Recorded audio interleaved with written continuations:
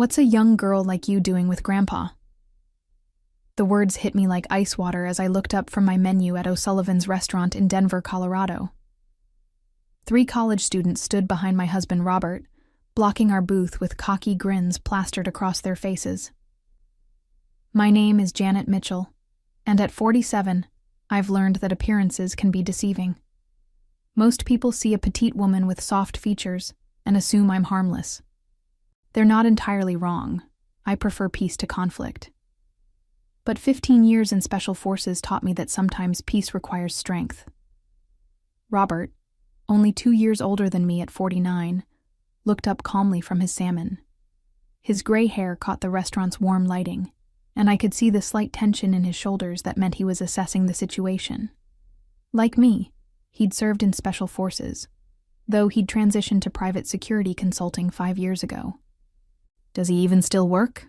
laughed the tallest one, a kid with bleached hair and a leather jacket that screamed fraternity. His name tag read Brad, probably from some campus job. "I mean, seriously, what's the deal here?" The second boy, shorter but stockier with multiple piercings, snickered. "Maybe she's his nurse or something. You know, helping Grandpa cut his food?" His friends called him Tyler, and his breath reeked of cheap beer.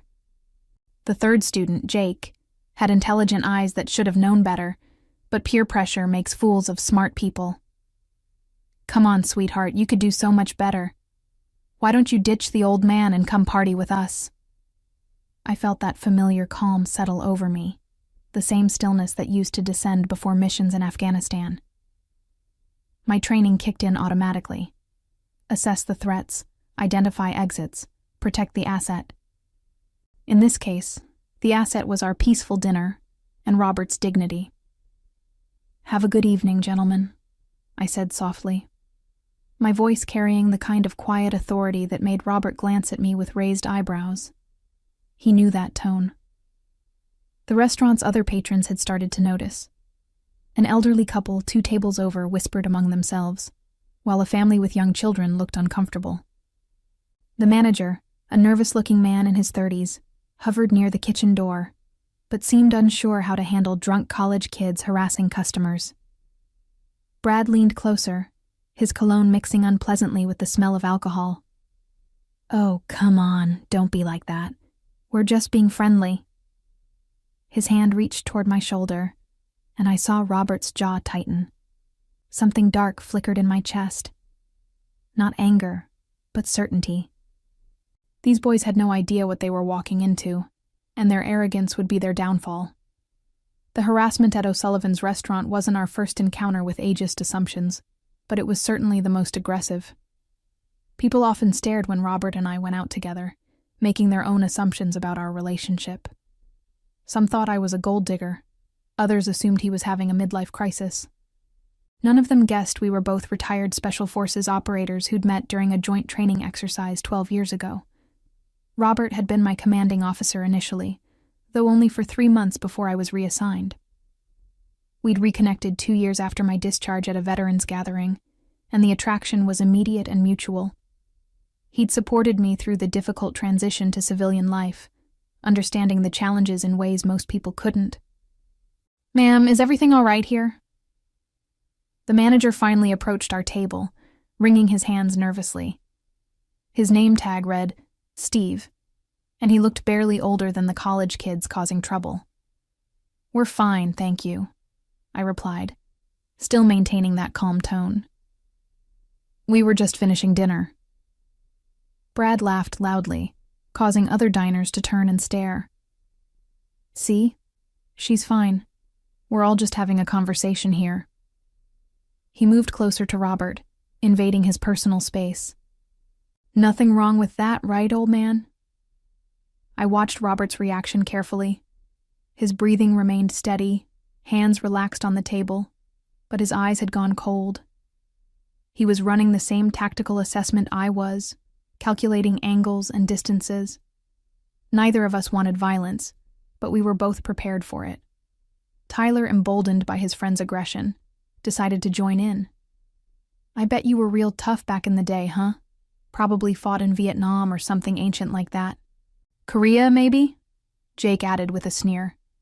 Before they had all the fancy technology? The ignorance would have been amusing if it weren't so insulting. Robert had deployed to Iraq and Afghanistan multiple times, earning commendations for his service in counterterrorism operations. But explaining that to these kids would be pointless. Boys, Robert said quietly, you should probably head back to your friends now. Or what, Grandpa? Brad challenged, puffing out his chest. You gonna fight all three of us? The restaurant had gone quiet, except for the soft jazz playing overhead. Even the kitchen staff had emerged to watch the confrontation unfold.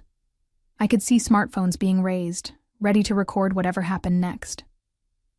I placed my napkin on the table and stood slowly.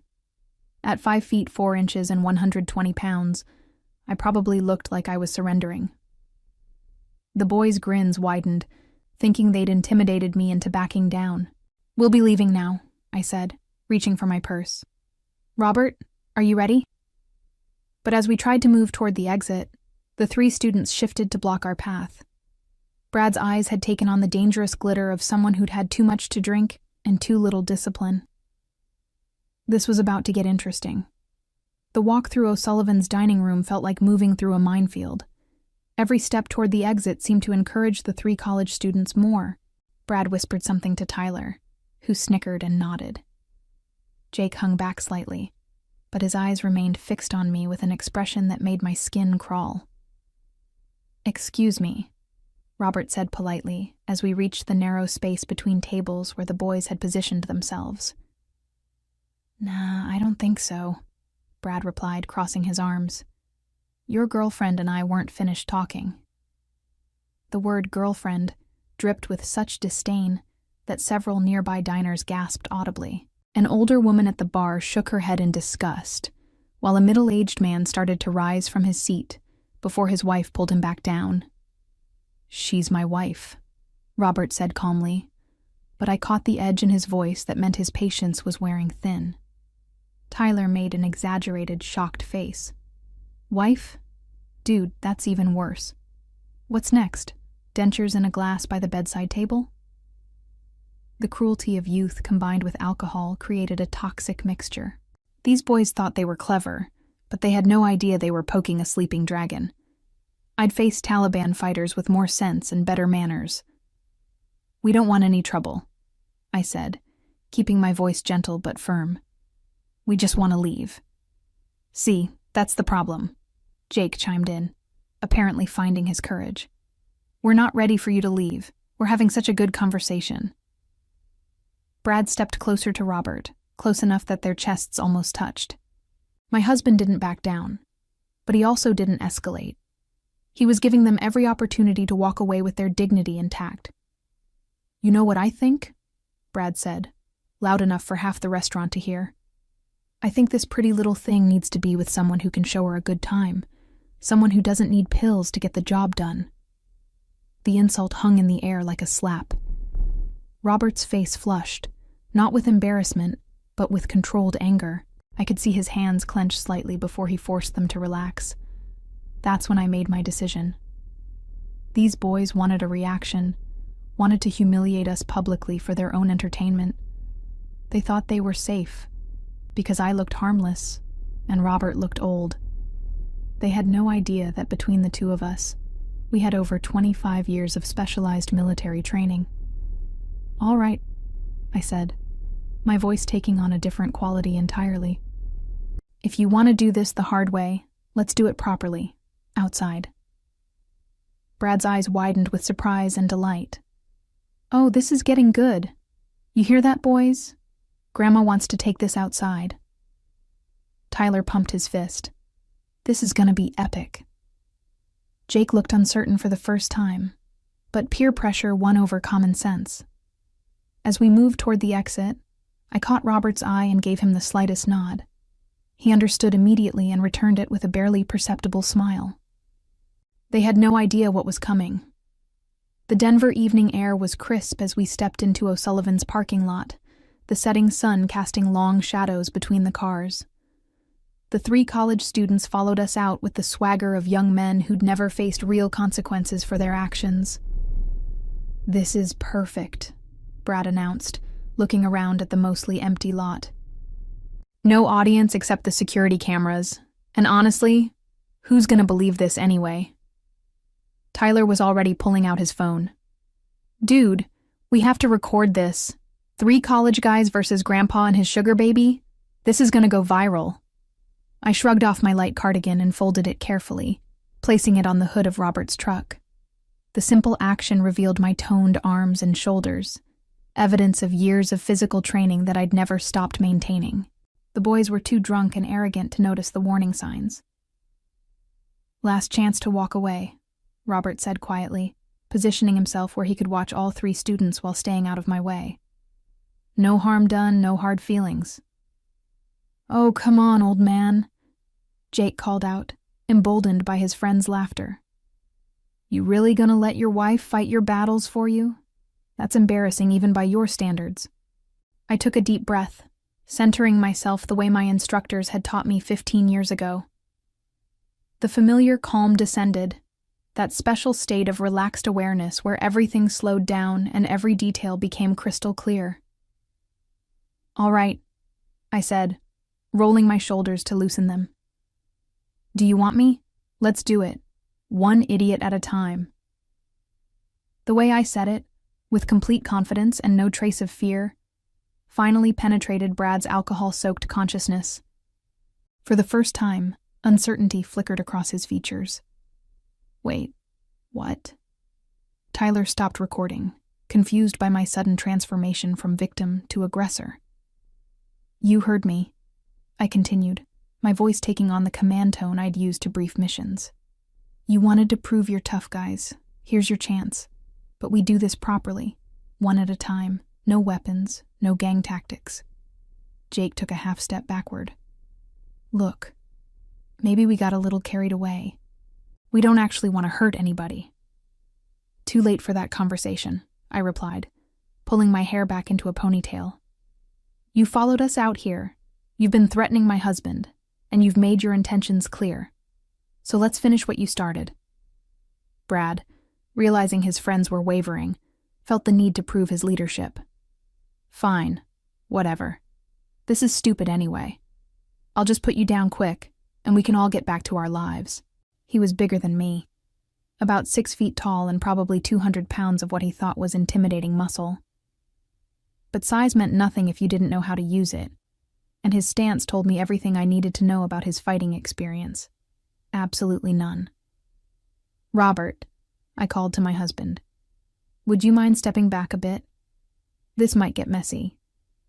Robert nodded and moved toward the restaurant entrance, but I could see the slight smile playing at the corners of his mouth. He'd seen me spar during our military days, knew exactly what these boys were walking into. "You know what?" Tyler said, raising his phone again. "Maybe we should record this after all. When the cops show up, we'll have proof that she attacked us." "Good thinking," I agreed pleasantly. "Make sure you get my good side." The casual way I said it, like I was posing for family photos instead of preparing for a fight, sent a visible chill through all 3 of them. Jake actually took another step backward, his survival instincts finally kicking in despite the alcohol. But Brad was committed now, driven by pride and peer pressure into a situation his brain couldn't process. He started forward with the kind of telegraphed haymaker that wouldn't have landed on a scarecrow. 15 years of Special Forces training were about to meet 3 college boys who thought YouTube videos counted as martial arts education. This was going to be educational for everyone involved. Brad's wild swing came exactly where I expected it, a right hook aimed at my head with all his weight behind it. In the half second it took him to throw the punch, I had already decided his fate. Step aside, redirect his momentum, and let physics do the rest. I moved left and slightly forward, catching his extended arm and using his own force to spin him around. Brad's eyes went wide with shock as he realized he was suddenly facing the wrong direction, his body twisted and off balance. "What the?" he started to say, just as I gave him a gentle push toward the large dumpster behind O'Sullivan's restaurant. The satisfying crash as Brad disappeared headfirst into the container, full of kitchen scraps and rotting food, echoed across the parking lot. His legs kicked frantically as he tried to extract himself from what smelled like a week's worth of spoiled seafood and vegetable trimmings. Tyler stood frozen, phone still recording, mouth hanging open in disbelief. How did you... Physics, I explained conversationally. Force equals mass times acceleration. Your friend provided both the mass and the acceleration. I just provided the direction. Jake had gone pale, but Tyler was still processing what he'd witnessed. That was lucky, a fluke or whatever. Brad just slipped. Would you like to test that theory? I asked, turning to face him fully. Tyler was shorter than Brad, but stockier, with the kind of build that suggested he thought muscles alone made someone dangerous. He set his phone on the hood of a nearby car and flexed his shoulders, trying to intimidate me. I do CrossFit, he announced, as if that explained something important. That's nice, I replied.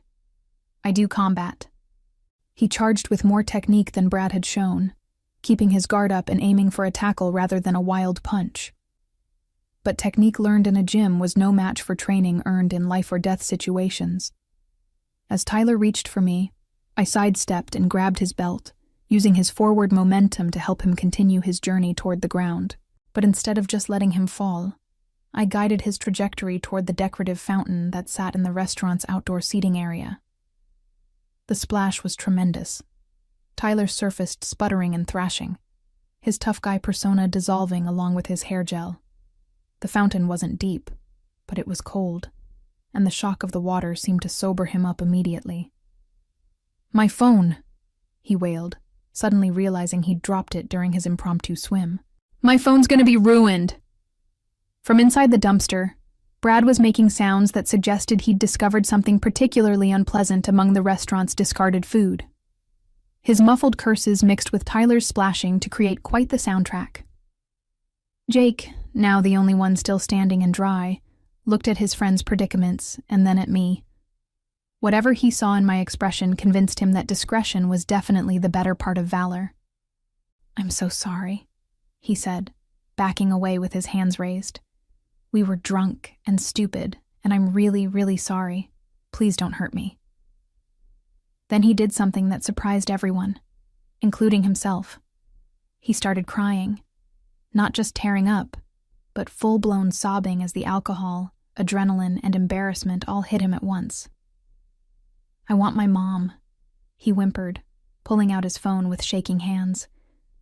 I just want to go home. The entire confrontation had lasted less than 3 minutes. 2 college students were thoroughly defeated. The third was having an emotional breakdown. And I hadn't even broken a sweat. Robert approached, shaking his head with amazement. 15 years in special forces and you're still full of surprises. I told them, I said, straightening my blouse, one idiot at a time. The aftermath was even more entertaining than the fight itself. Brad finally managed to extract himself from the dumpster, covered head to toe in what appeared to be marinara sauce, wilted lettuce, and something that might have once been fish. The smell that came with him was so overwhelming that even Tyler, still sitting waist-deep in fountain water, wrinkled his nose in disgust. This is assault, Brad shouted, trying to wipe rotting vegetables from his face. I'm calling the cops. I'm calling my lawyer. I'm calling everybody. Excellent idea, I agreed, pulling my own phone from my purse. Let's call them together. I'm sure they'll be very interested in the security footage of 3 men following a woman into a parking lot. Brad's face went even redder than it already was from the tomato sauce. You attacked us. Did I? I looked around innocently. Robert, did you see me attack anyone? My husband, who had moved closer to get a better view of the entertainment, shook his head solemnly. I saw 3 young men lose their balance and fall into various objects. Very clumsy. Tyler had managed to climb out of the fountain, but was now shivering uncontrollably, his clothes dripping and his phone clearly waterlogged. This isn't over, he chattered through blue lips. Oh, I think it is, I replied calmly. Unless you'd like to explain to the police why you harassed a couple having dinner, followed them outside, and then somehow all ended up looking like you lost a fight with gravity. Jake was still on the phone with his mother, sobbing into the device while trying to explain his situation. No, Mom. I don't know how it happened. One minute we were talking to this lady, and then Brad was in the garbage, and Tyler was in the fountain, and I think I might need therapy. The restaurant's back door opened, and Steve, the manager, emerged with 2 other staff members. They took in the scene. The garbage-covered Brad, the soaking wet Tyler, the crying Jake, and Robert and me standing there completely unharmed and unruffled. "Is everything all right out here?" Steve asked cautiously. "Everything's fine now," I replied pleasantly. "These gentlemen were just leaving." Brad tried one more time to salvage his dignity. "This crazy woman attacked us. Look at me. Look at what she did." Steve glanced at the security camera mounted above the back door, then at me. "Ma'am, did you put this young man in the dumpster?" "Not at all," I said honestly. "I simply stepped out of the way when he tried to hit me. Momentum did the rest." One of the other employees, a cook still wearing his apron, was trying very hard not to laugh. "That's going to be some interesting footage for the police to review." "The police?" Brad's voice cracked slightly. "Oh yes," Steve nodded. "We always turn over security footage when customers complain about being assaulted on our property. Standard procedure." Tyler and Jake exchanged worried glances. Even through their alcohol and embarrassment, they were beginning to understand that pressing charges would mean having their behavior examined by authorities, parents, and probably their university. "You know what?" Jake said quickly, ending his phone call. "Maybe we should just forget this whole thing happened." "Speak for yourself," Brad snarled, trying to scrape something unidentifiable off his shirt. "I'm not letting this slide." "Brad, shut up," Tyler hissed. "Do you want to explain to Coach why we got arrested for harassment? Do you want this on our permanent records?" The reality of consequences was finally penetrating their alcohol-clouded judgment. These weren't just random strangers they could intimidate without repercussions. This was real life, with real cameras and real police who would ask real questions about why 3 college men had cornered a middle-aged couple. The fight was over, but the humiliation was just beginning. The perfect ending to the evening came when Jake's mother arrived in a Honda Civic that had seen better days. She was a small, tired-looking woman in scrubs who took one look at her son's tear-streaked face and the general chaos of the parking lot and immediately understood that her boy had been up to no good. "Jacob Michael Thompson," she said in the voice that mothers everywhere use when their children have disappointed them spectacularly. "What on earth have you done?" Jake tried to explain through his sniffles, but the story made no sense even to him. "We were just talking to this lady, and then everything went crazy, and Brad fell in the garbage, and Tyler fell in the fountain, and she didn't even do anything, but somehow it's all our fault." His mother's gaze swept over the scene. Brad still picking lettuce out of his hair, Tyler shivering in his wet clothes, and me standing there looking like I'd just finished a pleasant evening stroll. "Ma'am," she said, turning to me with obvious embarrassment, "I am so sorry for whatever my son and his friends put you through. This is not how I raised him." "I understand completely," I replied gently. "Boys sometimes make poor choices when they're drinking. I'm sure he's learned from this experience." Jake nodded frantically. "I have, Mom. I really, really have." Brad's ride arrived next. A lifted truck driven by someone who was clearly his father, judging by the identical scowl. The man took one look at his garbage-covered son and shook his head in disgust. "Get in the back," he growled. "You're not sitting on my seats like that." Tyler's pickup came last, driven by what appeared to be his older brother, who couldn't stop laughing at Tyler's soggy appearance. "Dude, you smell like fountain water and shame," the brother chuckled. This is definitely going on social media. As the various vehicles pulled away with their humiliated cargo, Robert and I stood alone in the parking lot, watching the taillights disappear into the Denver night. The security camera above us continued its silent vigil, having recorded everything for posterity. "Well," Robert said, putting his arm around my shoulders, "that was more excitement than I expected from dinner." "I tried to handle it peacefully," I replied, leaning into his warmth. "They chose escalation." Steve approached us one final time, still looking somewhat stunned by what he'd witnessed. "Ma'am, I have to ask, where did you learn to do that?" 15-year Special Forces, I said simply. "Turns out the training sticks with you." His eyes widened with new respect. "I had no idea. Those boys had no idea what they were messing with." "That's the point," Robert added with a smile. "The best warriors are the ones who don't look like warriors." "Your meals are on the house tonight," Steve said immediately. "And if you ever want to come back, we'll make sure you get our best table." As we walked to Robert's truck, I noticed my cardigan still folded neatly on the hood where I'd left it. I put it back on, transforming once again from tactical operator to suburban wife out for dinner. "You know," Robert said as he started the engine, "I was ready to step in if things got too serious." "I know," I replied, reaching over to squeeze his hand. But it felt good to handle it myself. The drive home was peaceful, a comfortable silence between us that spoke of years together and complete trust.